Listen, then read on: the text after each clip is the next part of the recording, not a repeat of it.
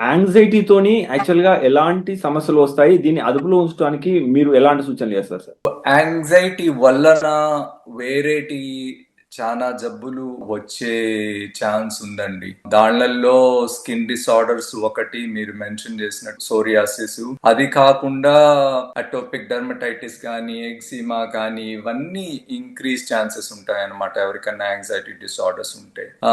అవి skin disorders కాకుండా వేరే డిసార్డర్స్ కూడా లైక్ హైపర్ టెన్షన్ కానీ, కార్డియోవాస్కులర్ రిస్క్ అంటే హార్ట్ అటాక్ కానీ, స్ట్రోక్ కానీ ఇవన్నీ ఇంక్రీజ్ అవుతాయి in people who have underlying anxiety disorders or in general chronic stress ఉంటుంది కదా, that seems to predispose lot of these conditions అండి. And more than in addition to all these we also see that ఎవరిలో అయితే chronic stress ఉంటుందో along with associated anxiety or other kind of disorders, వాళ్ళల్లో chances of obesity, weight gain, chances of diabetes అవన్నీ dramatically increase అవుతాయండి. మీరు తీసుకునే అదే మందులు, అదే నాణ్యమైన మందులు మెడ్ ప్లస్ బ్రాండ్స్ పై సగం ధరకే.